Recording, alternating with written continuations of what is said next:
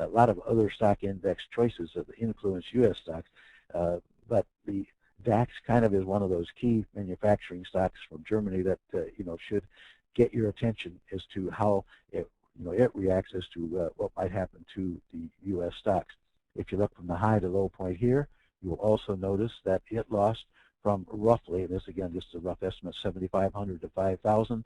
So it lost almost a third of its value in a short period of time also, since of course having bounced back, but kind of having a heavy influence on what is happening in the U.S. stock index market. One of the things about the DAX that you might want to note is that we had a period of time here where we had the kind of a line that was drawn here, and on August the 1st, this particular candle that we have right here, August the 1st was the kind of the breakout to the downside in the DAX, and followed by what happened with the U.S. stock indexes. So it's kind of one of those, maybe like a little bit of a leading indicator for the general U.S. stock market indexes. Now, when we move, now we're going to get into the key stock that we're going to be looking at in terms of, what we're going to consider for kind of our analysis and how we're going to approach trading and whatever, and that is going to be the E-mini S&P 500 index.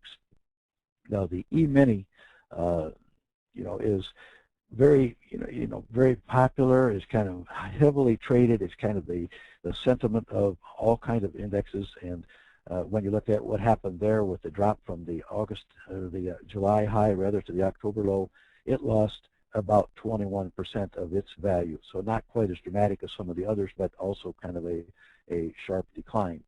The question is, when we look at it, how are we going to be able to trade this? So we're going to cut back our time frame a little bit because we got a lot of data here.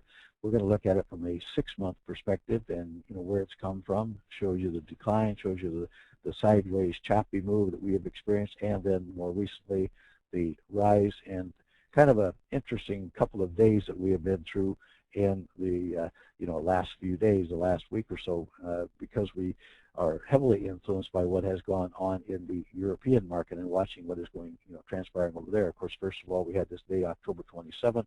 The market shot up because everybody thought that we had some kind of an agreement that was going to resolve the euro issue, but it just simply evaporated. It wasn't there, and then we might have had a case of irrational exuberance, as use the old Greenspan term, on that particular day where the market shot up beyond what it should have. And then of course you get to yesterday, November the 9th, and you have maybe what you would then call the irrational despondency or something like that, where the stock market shot down almost 400 points. In fact, in the whole S&P 500 index, only one stock was up on the day. That was Best Buy out of the 500 stocks in the S&P 500.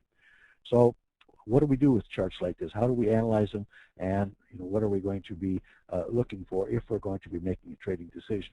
Well, first we're going to look at it from the standpoint if we were, as a typical technical analyst, would look at it, because that's what most people do. They're not going to be using vantage point indicators or other indicators, or maybe they have their own. But just from a traditional technical standpoint, the first thing that just going back here a little bit, is the kind of the formation that we have here, where we have looks like pretty much like what I would call an M top. The M top or double top type of formation, and kind of an interim type formation. But the M top, you have then, in addition to the M top, you have this key interim low that occurs right in here, which is kind of the key point for gauging whether a move is, a top is in place and the next move might be to the downside. In this case, we also had a doji candle. A doji is one of those candles that's kind of an early alert, or can be an early alert. Doesn't mean that it's going to, but where the market opens and closes at approximately the same price, indicates lots of uncertainty on the part of traders as to which way to take the market. And so you kind of want to watch for those doji types of candles, and then the action in the candles immediately following when it drops down below that doji candle. So you have that. Then you have this break of this interim low. You can see that as the price went through there, it typically hits a point where it has to do a little back and forth trading. You can see the bigger candle there where it goes back and forth a little bit before it actually finally breaks on to the downside. And then of course it follows that by breaking through this longer-term low period and breaking down to the downside even further. This is, again, the way a typical traditional analysis might look at it. After you get through that spell, where you have this little August trend, you get this really, what I would say, pretty much a really choppy period in here that was very difficult to trade, no matter what type of system you had, what kind of strategy or whatever. Very choppy type of a period, and it was very short-term type of trading that you might be able to survive if you were to do that. Then we get into October, and in looking at October again, we find that we have, again, this little rally. We have this doji type top again, this candle here that indicates the uncertainty, the potential turnaround on October 28th. You get, if nothing else, kind of a little pause effect, everybody kind of wondering, well, what's next?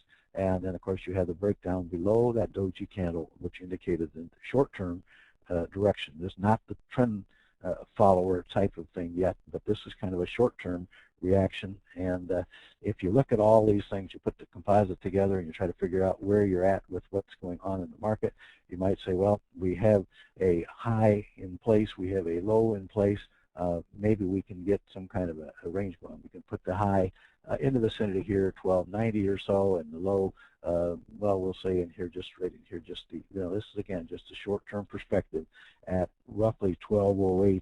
That was the interim low that we had November the 1st.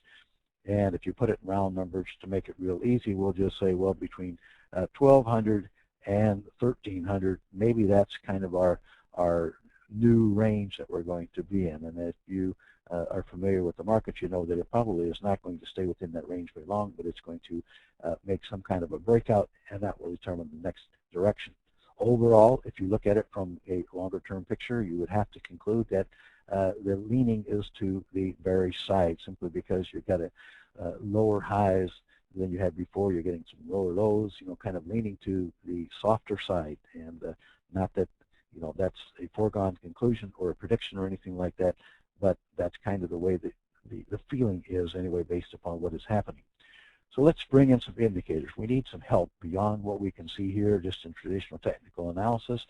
We need some things that we can be able to see that perhaps if we had the indicators to help point out the ways, makes it a little clearer than what we can see with the naked eye.